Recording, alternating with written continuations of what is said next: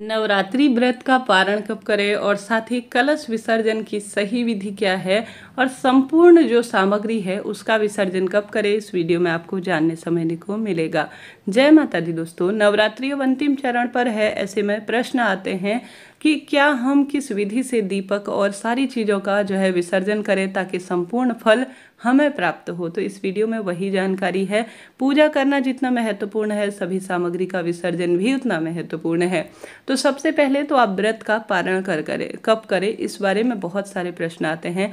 शास्त्र विधान कहता है 9 रात्रि 9 दिन का नवरात्रि का पूजन होता है। तो आप सभी को नौमी तिथि समाप्त हो जाने के बाद 10वीं के दिन सुबह अपने व्रत का पारण करना चाहिए। पारण की संपूर्ण विधि पहले ही चैनल पर शुभ मुहूर्त इत्यादि की दी जा चुकी है, कृपया उस वीडियो को भी जरूर से देखिए। इस वीडियो में आपको विसर्जन की बात बताना चाहूँगी। सबसे पहले 10वीं की सुबह आप सभी विसर्जन करें। सबसे पहले आप सभी देवी देवताओं को प्रणाम करें, उनका धन्यवाद करें, भूल चूक के लिए क्षमा प्रार्थी हों। और जो सामग्री है, हल्का सा कलश को हिला लें और सभी सामग्री को हिलाएं। और उसके बाद सभी देवी देवताओं को अपने लोक की ओर प्रस्थान कर सदा सर्वदा जीवन का कल्याण करें, यह कहते हुए आपको कार्य करना है।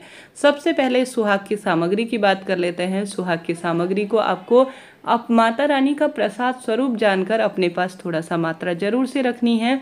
इसके बाद ही आप सभी को समस्त जो सामग्री है उसे जो है थोड़ा सा दान के रूप में देना है। यह साक्षात माता रानी के स्वरूप के रूप में जाना जाता है। इसके साथ ही कलश का जो अंदर का जल है उसे घर पर छिड़के उसके अंदर जो सामग्री है, कमलगट्टा, हल्दी की गांठ या जो सारी सामग्री है उसे लाल कपड़े में बांधकर तिजोरी में रख दें। साथ ही फूल माला या जो यह पत्तियां हैं इन्हें बंधनवार के रूप में घर के दरवाजे पर टांग दे।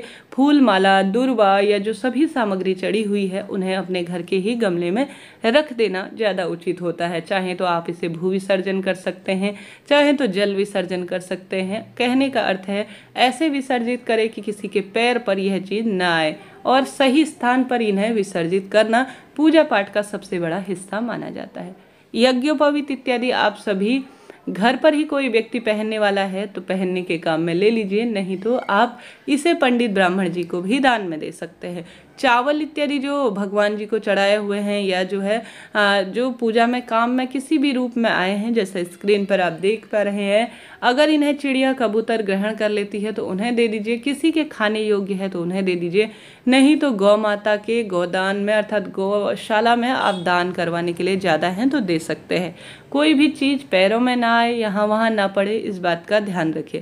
माता रानी की चुन्नी या माता रानी की फोटो प्रतिमा हमेशा ही उनके मंदिर में विराजमान कर लें, सदा सर्वदा के लिए काम आएगी। प्रसाद इत्यादि पूजा के 1 घंटे के भीतर ही उठा लेनी चाहिए, भक्तजनों में वितरित कर देना सबके शुभ कार्य के रूप में आती है। जो वस्त्र हैं, भेंट है, दक्षिणा है, उसे आप पंडित जी ब्राह्मण जी को दान में दे दीजिएगा।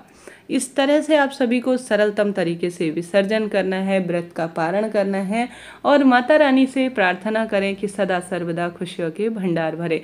जो चीज़ आपके काम में आती है सुहाग की सामग्री वह ले लीजिए, नहीं तो दान में दे दीजिए। ऐसे व्यक्ति को दान में करें जिनको जो है इन चीज़ों की आवश्यकता है, ऐसे व्यक्ति को नहीं जो इन्हें प्राप्त कर ऐसे ही यहाँ वहाँ रख दे। हमेशा गरीब वृद्धजनों को और साथ ही जो गरीब पंडित ब्राह्मण जी हैं उन्हें दान देना सर्वश्रेष्ठ कार्य विधान के रूप में कहा गया है। इन नियमों के ध्यान को और इन नियमों को जानकर ही अपनी पूजा जो है पाठ संपन्न करें। आपने बहुत अधिक साड़ी, वस्त्र इत्यादि लिए हैं तो उन्हें भी दान में दे। दक्षिणा इत्यादि भी किसी कुंवारी लड़की को भी दे सकते हैं, पंडित ब्राह्मण जी को भी आप सभी दान में दे सकते हैं। इस तरह से यह जानकारी थी। ज्वारे इत्यादि अपने बोए हैं तो घर के सभी सदस्यों से मस्तक पर धारण करें और ज्वारे इत्यादि को जो है आप किसी पीपल वृक्ष या किसी प्रवाहित नदी इत्यादि में कर सकते हैं, कोई दिक्कत की बात नहीं तो माता रानी का स्वरूप घर पर ही रहेगा तो घर पर ही आप सभी अपने घर के गमले में इसे रख सकते हैं। ठीक है, यह बात हो गई। और साथ ही आप सभी ने अखंड ज्योत प्रज्वलित कर रखी है तो उसमें बचा हुआ जो तेल है उसे आप सभी विशेष तौर पर अपने जो पूजा पाठ है, जो आपके शारीरिक पीड़ा है, आप शरीर के निचले हिस्से में न लगाते हुए ऊपरी हिस्सों में प्रसाद के स्वरूप में लगा सकते हैं। यह सर्वश्रेष्ठ जानकारी आपके लिए उचित उपयोगी रहती है तो लाइक करें, शेयर करें।